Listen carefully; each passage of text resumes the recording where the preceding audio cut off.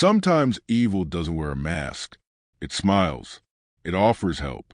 It picks you up on a rainy night and says, hop in. You never really know who's behind the wheel. This is a story of Emma, a college student, a wrong turn, a stranger, and a ride she'll never escape from. The storm rolled in faster than the forecast had promised. The late October sky over Maple Ridge was black by 6 p.m., and the rain hit the pavement like 1,000 tiny hammers.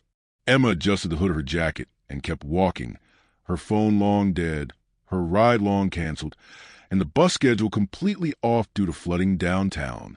She was alone, or so she thought. Emma had just left her evening class at the community college, a short semester course on forensic psychology. Ironic, considering what would happen next. The sidewalks were nearly deserted. Most students had left hours ago. The glow of streetlights flickered as lightning briefly lit up the rows of parked cars, like camera flashes capturing a crime scene. That's when she saw the car. It was an old beige sedan, the kind that screamed ordinary. Peeling bumper stickers, cloudy headlights, one side view mirror held together with tape. It slowed as it reached her, tires hissing in the wet. The window rolled down halfway. "Hey," said the man inside. "You need a ride somewhere? You look soaked." Emma hesitated. He looked average. Late 30s maybe. Messy beard, brown baseball cap. Not clean-shaven, not dirty. Just somewhere in between. Like a middle school teacher or the kind of neighbor who never waves. "I'm fine," she said, but the tremble in her voice betrayed her discomfort. "It's no trouble," he smiled, hands resting calmly on the steering wheel. "This weather's crazy, and there's barely any traffic. I can drop you wherever." She looked down the street, miles of road with no sign of a working cab or bus. Her shoes squished with each step. The cold was biting through her clothes. She gave in. "All right," she said, opening the passenger door. "Thanks." She stepped inside. The car smelled faintly of peppermint and something else, something chemical, like plastic that had been overheated. He reached across her lap, not to touch her, but to unlock the door again manually, with dull click. "Just in case," he said, smiling. The smile didn't reach his eyes. "I'm Carl," he said as they merged back onto the main road. "You go to the college?" "Yeah," Emma replied, her voice tight. Well, nice to meet you, Emma. You're lucky I saw you. I don't usually take this route." She stared ahead, hands in her lap. She could feel something, not wrong, not quite, but off. Carl was making small talk, but his questions came too fast, like a checklist. "Where do you live? Are you from around here? What classes are you taking?" Her answers became shorter, with each question. He didn't seem to notice. "Psychology, huh?" Carl said. "That's some dark stuff. You ever study serial killers? Real psychos?" Emma blinked. "Yeah, sometimes." He chuckled softly, tapping the steering wheel. "I think it's interesting. What makes someone tick? What breaks them? You ever wonder what someone would do if they snapped one day? Just snapped?" Her stomach clenched. She shifted in her seat. "I guess. I mean, it's hard to know who's dangerous. Some people hide it well." He turned and looked at her, still driving. That same smile. "Exactly." After a few minutes, Emma noticed they weren't heading toward her neighborhood. In fact, they hadn't passed a turn at Highland Avenue, her exit. "Hey, you missed a turn," she said, trying to keep her voice light. Carl didn't answer at first, just kept driving. Then, "Yeah, I figured this way might be quicker. Roads flood bad near Highland." She glanced at the GPS screen on the dashboard. It was off. "I can turn it on," she said, reaching toward her phone instinctively, but remembering it was dead. "No need," he said quickly. "I know this area." Emma stared at the screen anyway. Something was wrong. Then she saw it. Below the screen, behind the gear shift, wedged between the seat and center console. A leather wallet. It was half open, revealing a driver's license. The name on it wasn't Carl. It said James Holden. Her pulse spiked. She turned slowly toward the man beside her. He wasn't smiling now, just driving, focused, hands steady on the wheel. "Hey," she tried, voice shaking. Can you just let me off at the next gas station? I'll be okay from there. He didn't respond, but she saw in his eyes now. That switch, the one they talked about in her psych class. The absence of empathy, the calculation. He was no longer pretending. Emma's breathing grew shallow. The car was approaching a stretch of wooded highway. No houses, no lights. She had to act fast. She unbuckled her seatbelt quietly, inching her hand toward the door handle. Suddenly, click, Carl had locked the doors again. You should buckle up, he said without looking at her. It's dangerous out here. Her fingers trembled. You're not Carl, she said, voice rising. That's not your name. He grinned. No, he said, it's not. And then he reached into the glove compartment and pulled out something small, metallic. It wasn't a gun. Worse, a folding blade. He set it gently in the center console, keeping one hand on the wheel. Don't scream, he said. I hate screaming. She didn't. She lunged. Emma grabbed the steering wheel with both hands and yanked it hard to the right. The car veered, tires screeching on the wet pavement, fishtailing toward the ditch. Carl yelled, grabbing the wheel back, but it was too late. The car slammed into a tree, airbags exploding. Everything went black. Emma came to first. Her head was bleeding and her right arm throbbed. She looked over. Carl was slumped over the wheel, unconscious. Or so she hoped. She kicked at the door, jammed. She scrambled over the gear shift, unlocked the driver's side door, and crawled out into the rain. The woods were thick and silent, soaked from the storm. She ran. Branches tore at her clothes.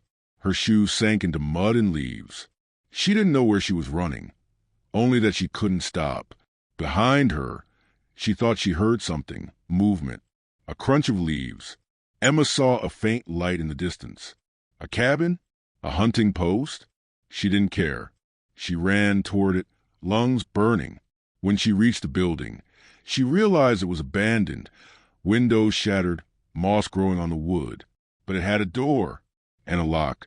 She threw herself inside, slammed the door, and shoved a broken chair under the handle. Silence. Then, tap, a soft knock. She backed away from the door, breath caught in her throat. Then his voice. You're smarter than the others, he said softly, but it's not over yet. She searched the room for a weapon, a rusted pipe, a crowbar, anything. The tapping stopped, but the window behind her creaked, slowly, opening, and someone began to crawl through. No, 2 crunches. He was awake.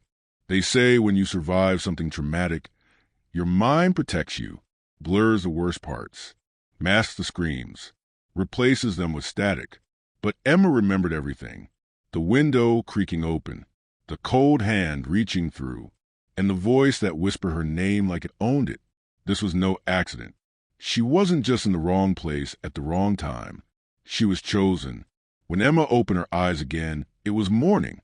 A beam of sunlight cut through a broken slat in the cabin wall. The floor beneath her was damp, littered with dirt and moldy leaves. Her head pounded. Her vision swam in and out of focus. The window was shattered completely now, but whoever or whatever had been crawling through was gone, or hiding. She stumbled out of the cabin into the wet grass. Her right shoulder was dislocated. She could barely move her arm. Her phone was still dead, her backpack gone. The only thing she had was a jagged piece of metal she'd taken from the floor before she passed out. Blood, dried and black, caked the sleeve of her hoodie. Not hers. She looked down the hill and saw the beige sedan still wrapped around the tree, smoke curling from its broken hood. No Carl. No body. The driver's side door was wide open. Emma didn't wait to investigate. She ran. She reached the highway after what felt like hours, limping, coughing, half blind from exhaustion. A passing truck driver pulled over when he saw her and called 911. At the hospital, Emma told everything. Well, almost everything. She told the police about Carl. No, James. She described the car, the fake name, the knife, the crash. She left out the tapping, the whisper, the hand through the window. They might believe a kidnapping attempt. They wouldn't believe the rest. Detectives arrived the next day. They found the crash site. The vehicle was registered to a Daniel Croft, a man reported missing 8 months ago. The license Emma saw, James Holden, was reported stolen 2 years prior. There were no fingerprints in the car, no blood, no trace of Carl. It was like he vanished. Again, 3 weeks passed. Emma stayed with her sister out of town, avoiding classes, interviews, everything. She became obsessed. She searched missing persons databases, news archives, obituaries, police bulletins, and the more she searched, the more the pieces clicked. In the last 5 years, she found 11 nearly identical cases. A stranger offered a ride, a crash in a remote location. The survivor escapes, but the attacker is never caught. The names always change. The face stays the same. The face she saw in the car. Carl, James, Daniel, all different names, but the same smile, the same calm eyes, the same empty voice. She messaged 3 survivors directly. 2 never responded. 1 did. His name was Darren. Darren agreed to meet at a cafe near campus. He looked older than his photos, mid-30s, pale, anxious. His hands trembled as he sipped coffee. "You're the girl from Maple Ridge, right?" he asked. Emma nodded. "I thought I was crazy," Darren said. "Nobody believed me. They thought I made it up." She leaned forward. "You said he offered you a ride?" "Yeah. Rainy night. Same car you described. Same fake name." "What happened after?"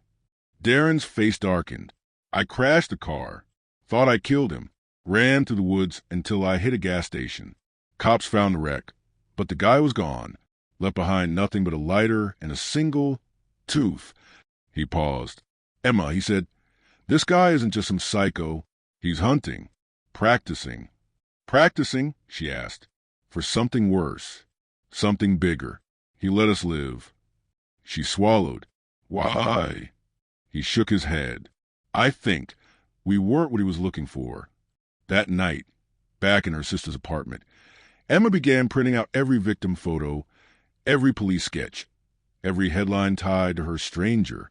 Her room became a wall of missing faces. Victims from Arizona, Oregon, Maine, Indiana. All gone, all connected by one thread. A man with no past. She laid out each file, 11 cases, including hers and Darren's. Then she noticed something. Every survivor had filed a report, but in each of those towns, another person had gone missing within 72 hours of the survivor escaping. It was like he failed with them and then chose someone else. Her stomach turned. She opened her laptop and checked the Maple Ridge news site. A girl, 19, reported missing 2 days after Emma's escape. Her name was Alyssa. Last seen walking home from work. No body. No suspect. Just like the others. Emma didn't sleep that night. The guilt clawed at her. If she had died, would Alyssa still be alive? At 2:44 a.m., her phone lit up. Unknown number. No caller ID. She didn't answer. A voicemail came through. She opened it. It was static at first. Then a voice. "I remember your eyes, Emma. You screamed like you meant it." She dropped the phone. Her hands shook. She had changed her number. Told no one where she was staying. How'd he find her? Was he watching? Emma called Darren the next morning, but he didn't answer. She tried again. No response. She drove to his apartment. An hour away. The door was ajar. Inside, the living room was destroyed. Papers everywhere. A wall of photos like hers, but darker. Marked up, circled, torn. And on the mirror above the kitchen sink, written in red lipstick, "You weren't supposed to dig." Darren was gone. Not a drop of blood. Not a note. Just gone. She called the police anonymously and left. She couldn't trust them anymore. Not with this. She had to end herself. The setup. Emma bought an old burner phone and rented a car. She posted an ad on a sketchy rideshare forum, posing as a stranded college student needing a lift late at night, alone, near the same stretch of highway where she first met Carl. She used a fake name, Alyssa. She waited 3 days. Then came a response from a user with no profile picture. Username, Always driving. Message. I'll be there at 10. Don't be late. Weather's getting bad. She stared at the screen. This was it. Emma stood on the roadside, wind howling, rain starting to fall. A beige sedan pulled up. The same car, same rust, same cloudy headlights. The window rolled down. He smiled. Need a ride, Alyssa? He said. This time, she smiled back. She got in, and in her jacket pocket, her hand tightened around something sharp, a surgical scalpel, one she'd taken from Darren's apartment before leaving. No more running. This time, the hunter will become the hunted.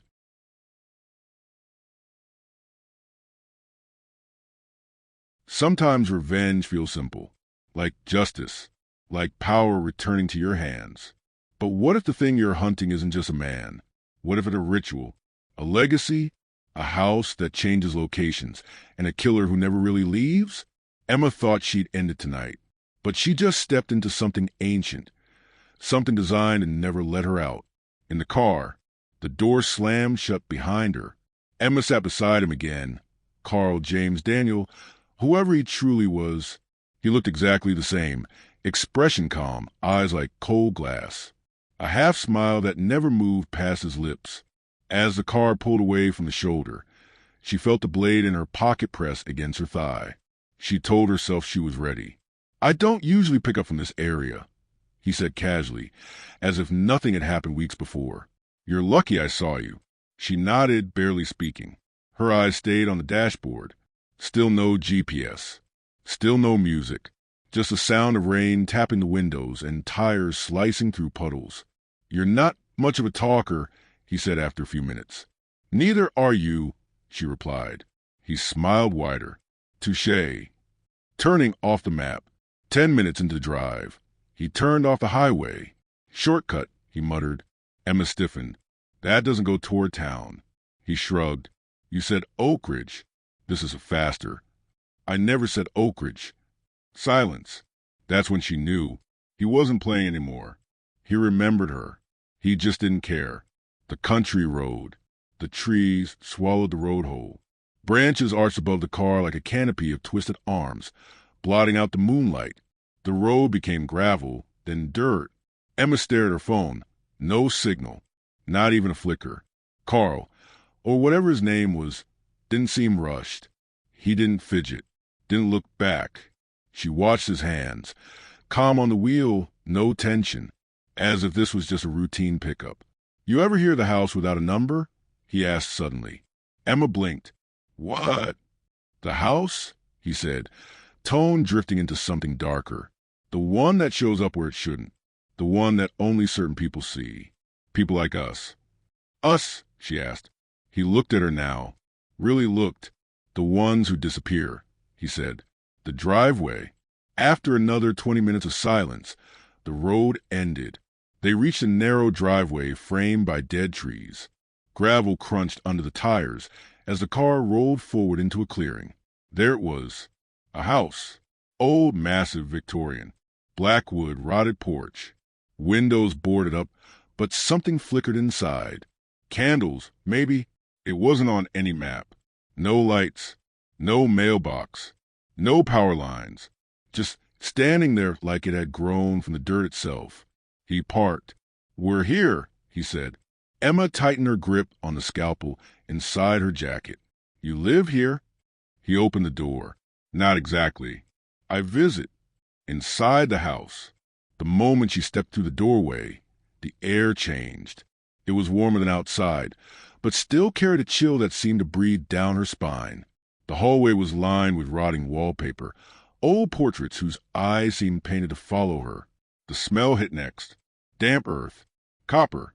Something ancient. Carl moved like he belonged, like the house welcomed him.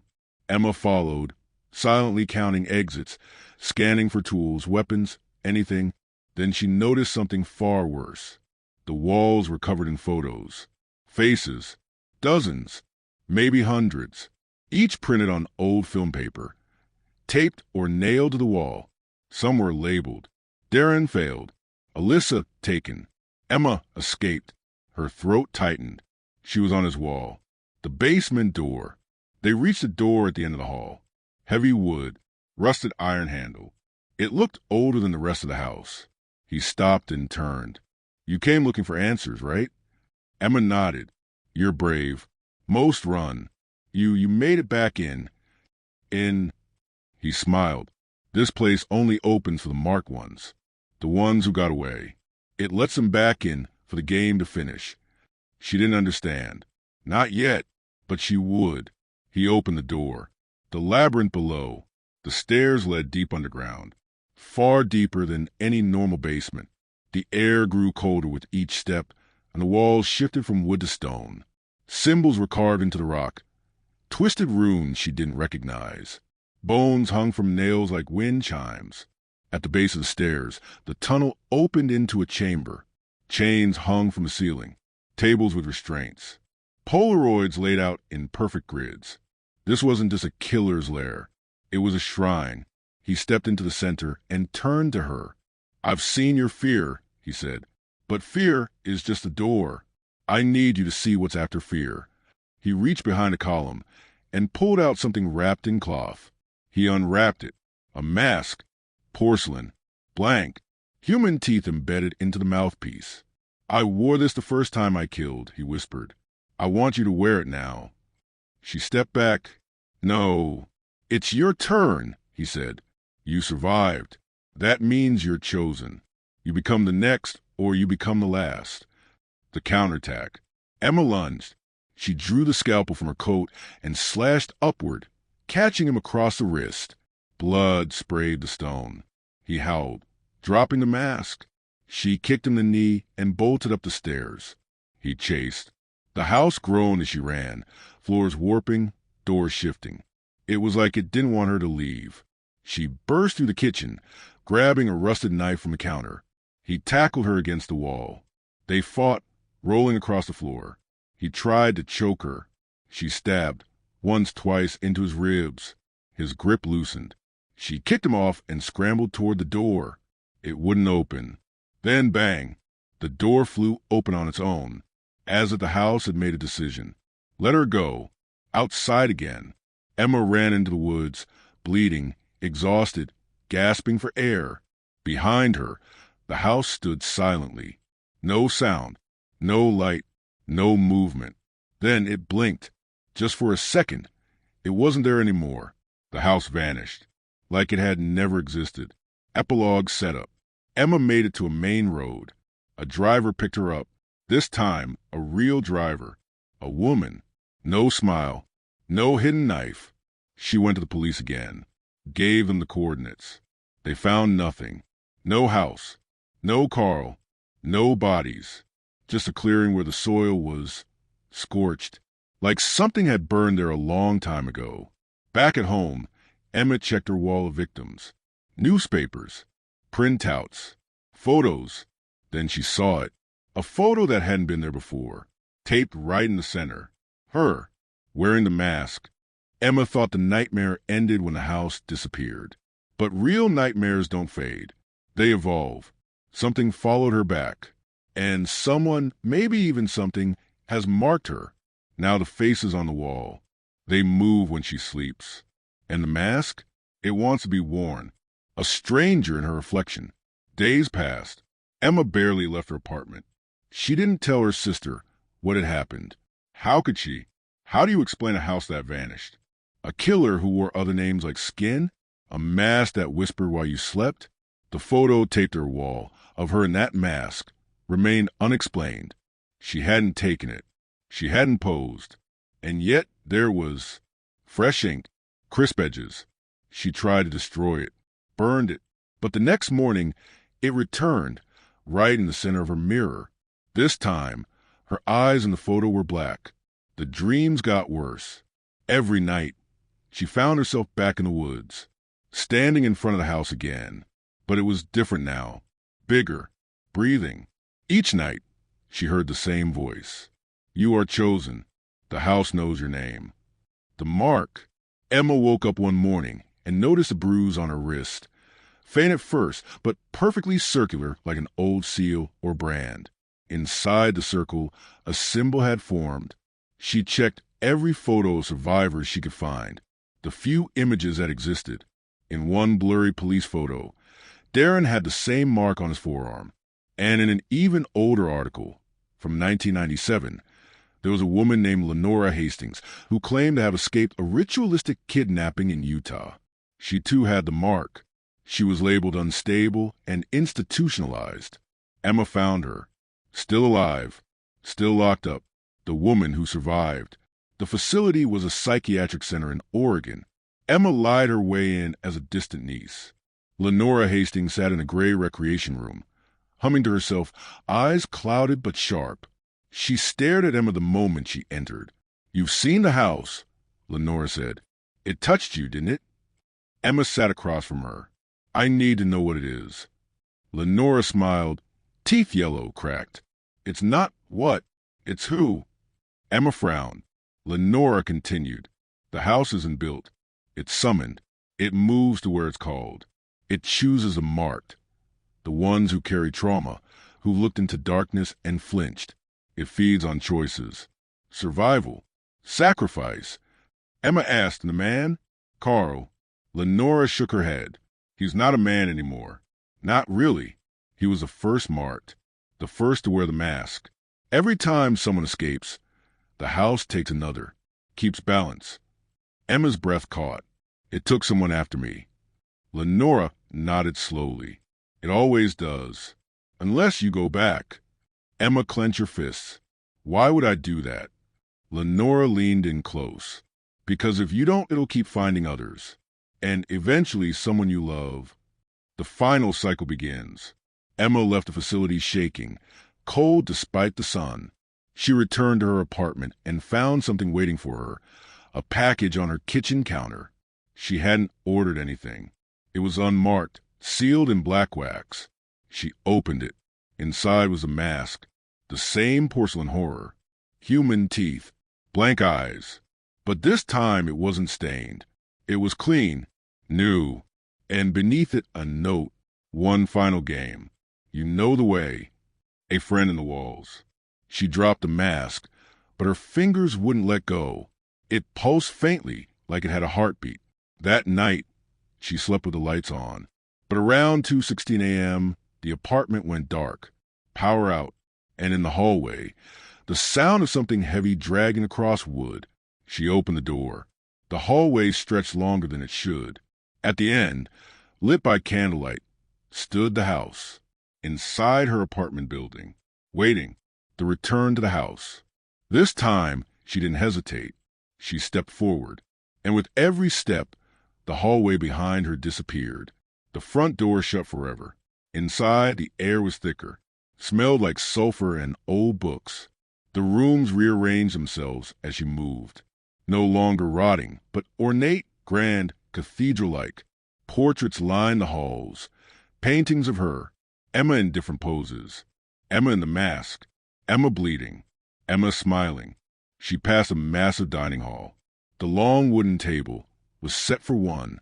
As she moved deeper, she saw the others. The survivors. Darren, Alyssa, even Lenora younger in shadow. All seated around a circular room like statues. Pale, lifeless, eyes sewn shut. They weren't dead, but they weren't alive. Suspended. Preserved. Then a voice. "Welcome home." He stepped from the shadows, mask in hand. Not wearing it yet. Carl. Or rather, the thing that was once Carl. His eyes weren't human anymore. The truth. He spoke slowly, deliberately. "You were never the victim, Emma. You were the successor.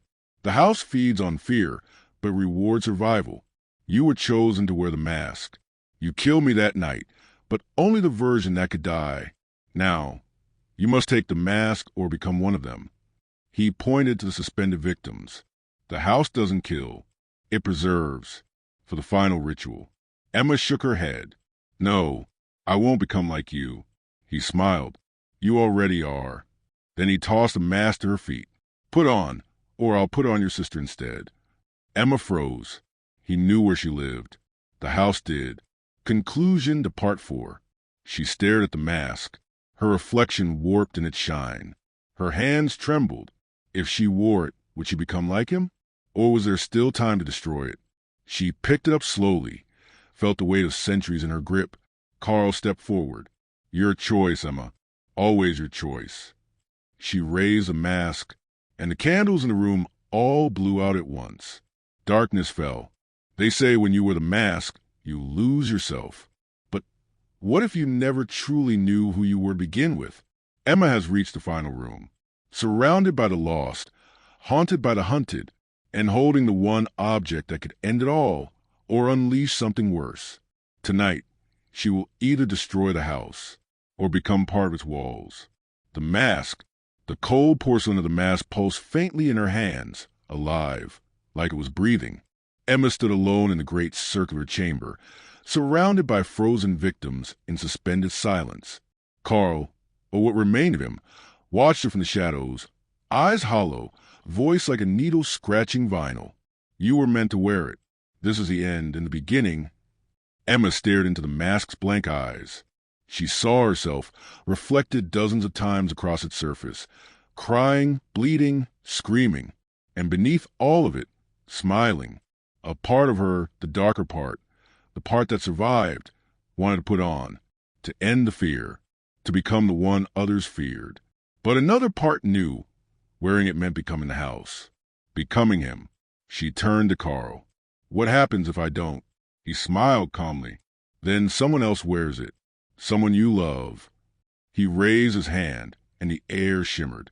A new image flickered into view. A mirror, showing her sister asleep on a couch back home. Candles surrounded her. The house was already there. The choice. Emma backed away, clutching the master chest. Carl stepped forward, his voice echoing unnaturally. You can stop the cycle. Take the pain. Become what they fear. It's mercy, Emma. Control the house, or be devoured by it. The house trembled. The walls pulsed. Blood began to seep from the cracks in the stone. The faces of the preserved Darren, Alyssa, Lenora, twitched. Not quite alive. Not quite dead. Emma knew the house was feeding again. It wouldn't wait much longer. She looked down at the mask. Her fingers tightened. And then she made her decision. The fire. She turned to Carl, raised the mask high, and threw it into the fire pit at the center of the chamber. Carl screamed, not in anger, but in agony. A scream that sounded like 1,000 voices crying out at once. The mask cracked. The flames roared blue. The suspended victims fell to the floor, limp but breathing. The house howled. It began to collapse. Floorboards splintering. Paintings burning. The ceiling caving in like a dying beast. Carl rushed toward her, now ablaze, skin melting, form unraveling. You fool. You could have been a god.